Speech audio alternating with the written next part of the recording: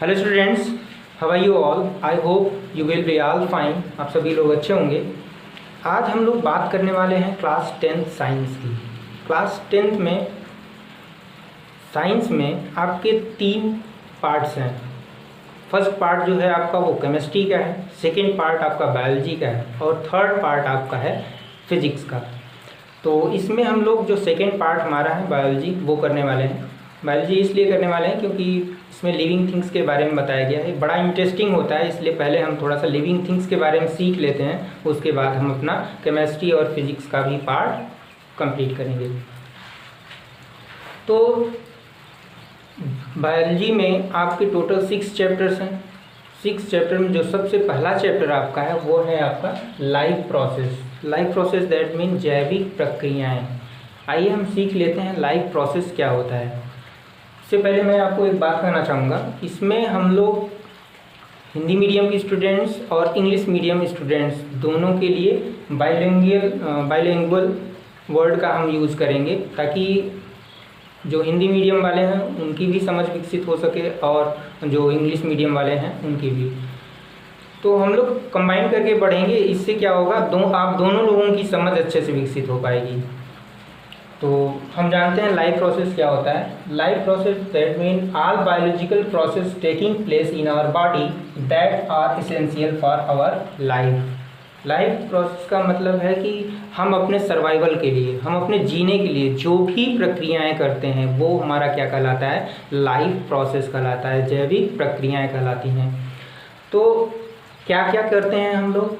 Nutrition करते हैं, respiration करते हैं, ट्रांसपोर्टेशन करते हैं, सर्कुलेशन करते हैं और क्या करते हैं, एक्सक्रीजन करते हैं।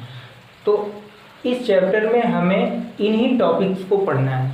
सबसे पहले हमको पढ़ना है न्यूट्रिशन। अगर न्यूट्रिशन की बात करें, थोड़ा थोड़ा हम इनको जान लेते हैं, फिर 1 बाय 1 करके हम लोग अपने टॉपिक्स को पढ़ेंगे। तो न्यूट्रिशन का मतलब आप लोग जानती ही हैं, पोषण होता है। तो न्यूट्रिशन यहाँ पर हम लोग एनिमल्स का भी पढ़ेंगे और प्लांट्स का भी न्यूट्रिशन पढ़ेंगे। जब हम क्या करते हैं, फूड लेते हैं, उसका डाइजेशन होता है, उसके बाद लास्ट में एब्जॉर्प्शन होता है, एसिमिलेशन होता है, उसके बाद फूड क्या होता है, एग्जिट होता है। फूड का जो भी वेस्ट मटेरियल है वो क्या होता है, हमारे बॉडी से एग्जिट हो जाता है। ऐसे प्लांट्स भी क्या करते हैं, वो सेल्फ डिपेंड होते हैं, वो अपना फूड स्वयं बनाते हैं। और कैसे बनाते हैं? With the help of photosynthesis, प्रकाश संश्लेषण की सहायता से बनाते हैं। तो हम लोग प्लांट का भी न्यूट्रिशन पढ़ेंगे और एनिमल का भी न्यूट्रिशन पढ़ेंगे। तो प्लांट्स ऑटोट्रॉफिक होते हैं और जो एनिमल्स होते हैं वो क्या है, हेटरोट्रॉफिक होते हैं। तो दोनों टाइप्स के हम न्यूट्रिशन जानेंगे। किस टॉपिक में? तो आपके न्यूट्रिशन वाले टॉपिक में। ओके। सेकेंड है आपका रेस्पिरेशन। रेस्पिरेशन का मतलब क्या होता है, श्वसन। हम सांस लेते हैं, हम ऑक्सीजन को ब्रीथ, हम किसको टेक करते हैं, किस गैस को टेक करते हैं, तो ऑक्सीजन को। हमारे बॉडी में ऑक्सीजन जाता है, फिर ट्रैकिया से होते हुए लंग्स में जाता है, लंग्स से फिर वो ब्लड में जाएगा, उसके बाद वो फूड का डाइजेशन करता है। तो बहुत सारे प्रोसेसेस हैं रिस्पायरेशन के।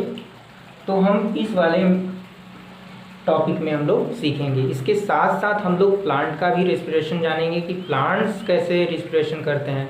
आपको पता है हम लोग ऑक्सीजन लेते हैं और वो क्या यूज़ करते हैं, तो कार्बन डाइऑक्साइड। तो हम इसको कहाँ पर सीखेंगे, रेस्पिरेशन वाले टॉपिक में सीखेंगे। नेक्स्ट है आपका ट्रांसपोर्टेशन। ट्रांसपोर्टेशन क्या होता है, परिवहन। आप लोगों ने देखा होगा परिवहन का मतलब क्या होता है, जैसे परिवहन या यातायात। कोई भी वस्तु, कोई भी चीज़ है वो एक स्थान से दूसरे स्थान की ओर जा रही है, तो वो क्या कहलाता है, परिवहन। तो हमारे बॉडी में किस चीज़ का परिवहन हो रहा है, तो ब्लड का परिवहन हो रहा है और उसके साथ साथ किसका परिवहन हो रहा है, फूड का परिवहन हो रहा है। तभी तो हमारे बॉडी के ऑल पार्ट्स तक जो ब्लड है वो और फूड है वो पहुंच पाता है। तो हम किस टॉपिक में इसको सीखेंगे, तो ट्रांसपोर्टेशन वाले टॉपिक में इसको सीखेंगे।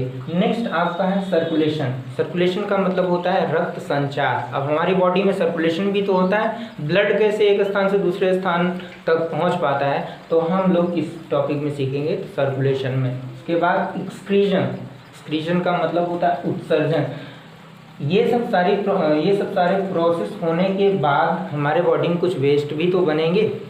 तो उन वेस्ट को कैसे हमको बाहर निकालना है। जो भी वेस्ट है हमारे बॉडी में वो तो अब हमारी बॉडी एब्जॉर्ब करेगी नहीं, तो उसको क्या करना है, उसका परित्याग भी तो करना है।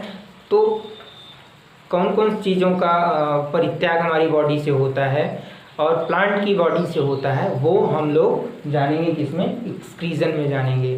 तो प्लांट भी तो अपना वेस्ट क्या करते हैं, एक्सक्रीट कर देते हैं, बाहर निकाल देते हैं। जैसे कि उनकी बाक्स होती हैं, छालें होती हैं, लीव्स होती हैं, पत्तियां होती हैं, और जैसे ऑक्सीजन होता है, ऑक्सीजन भी क्या करते हैं प्लांट्स अपने बॉडी से बाहर निकाल देते हैं। हम लोग क्या करते हैं, हमारे बॉडी में बहुत सारी ऐसी चीज़ें होती हैं, यूरिन होता है और वेस्ट प्रोडक्ट्स हैं जिनको हम क्या कर देते हैं, एक्सक्रीट कर देते हैं। आपको बताया गया कि हमें पढ़ना क्या है। आप अच्छे से इसको जान लो कि हमें फर्स्ट लेसन में क्या क्या पढ़ना है। आपके जब माइंड में ये सेटअप बन जाएगा कि हमें पढ़ना क्या है, तब आपको अच्छे तरीके से क्लियर हो जाएगा और आपको हमेशा याद रहेगा ये चीज़ें। तो सब बात कर लेते हैं थोड़ा सा इंट्रोडक्शन की, उसके बाद 1 बाय 1 करके हम अपने टॉपिक्स को क्लियर करेंगे। तो इंट्रोडक्शन में थोड़ा सा आपको बता दें कि साइंस क्या है, व्हाट इज साइंस, साइंस किसे कहते हैं, विज्ञान क्या है। तो बताया गया है ऊपर कि science is the systematic study of natural world. प्रकृति में जो भी चीज़ें पाई जाती हैं, नेचुरल का मतलब है प्रकृति, हमारे प्रकृति में जो भी चीज़ें पाई जाती हैं उनके बारे में अच्छे से स्टडी करना, जान पाना, उन्हें क्या कहलाता है, हमारा साइंस कहलाता है। और हम किस डिफिनेशन से जान सकते हैं इसको, तो बोल सकते हैं कि प्रयोग, प्रेक्षण एवं निष्कर्ष से प्राप्त क्रमबद्ध ज्ञान को ही क्या बोलते हैं, विज्ञान बोलते हैं। मतलब उसमें कोई किसी भी अगर चीज़ की स्टडी कर रहे हैं, हम लोग नेचुरल थिंग्स की स्टडी कर रहे हैं, तो उसका प्रयोगात्मक कार्य होगा, प्रेक्षण कार्य होगा, उसके बाद क्या होगा, क्रमिक रूप से हम उसका अगर ज्ञान प्राप्त कर रहे हैं तो वही हमारा क्या है, विज्ञान है।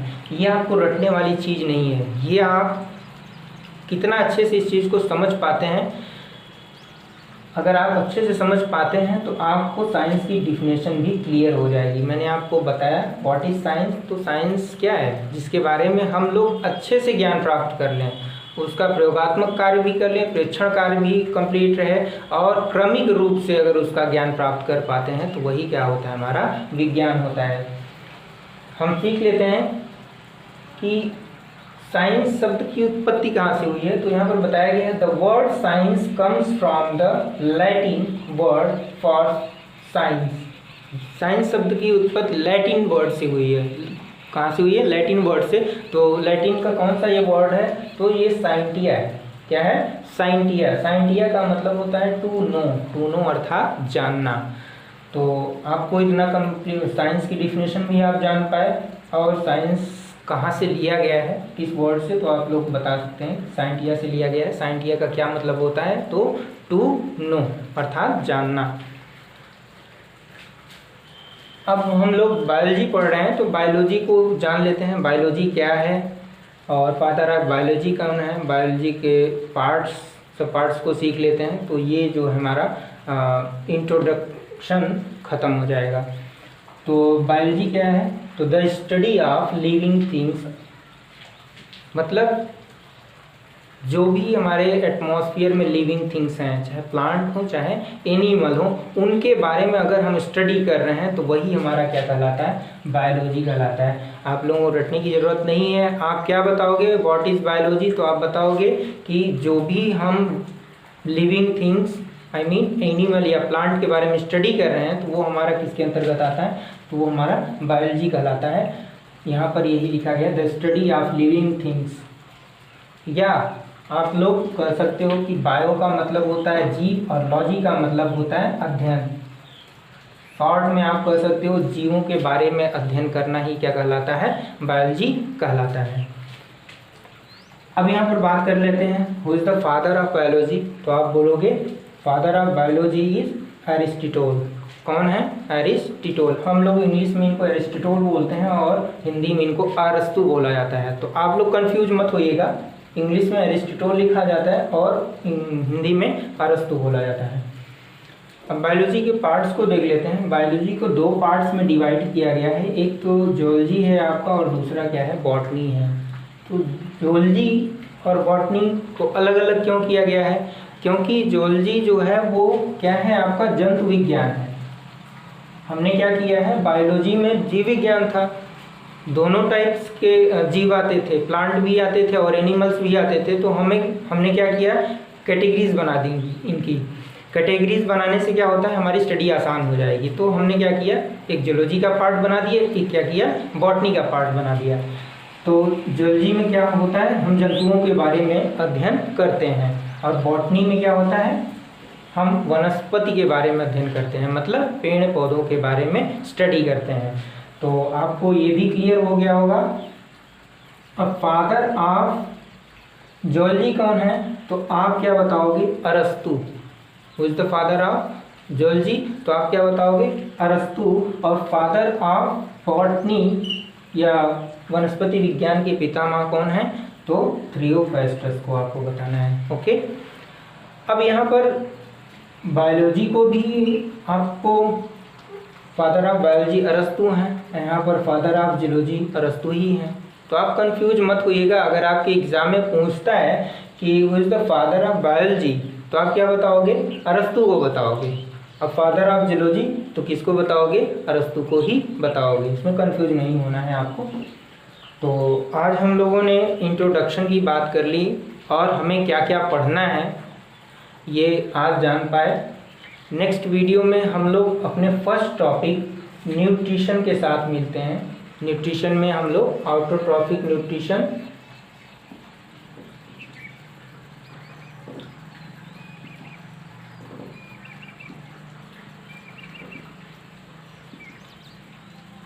और हेट्रो,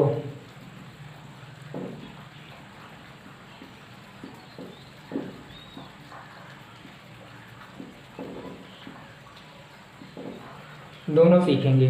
ऑटोट्रॉफिक का मतलब क्या होता है, जो सेल्फ डिपेंड होते हैं, स्वयं पर आश्रित होते हैं। तो प्लांट्स ऐसे होते हैं, और हेट्रोट्रॉफिक जो होते हैं वो क्या होते हैं, एनिमल्स होते हैं। तो दोनों टाइप का हम लोग नेक्स्ट वीडियो में न्यूट्रिशन सीखेंगे। आज के लिए बच्चों इतना ही, नेक्स्ट वीडियो में हम लोग न्यूट्रिशन के साथ मिलते हैं। Thank you.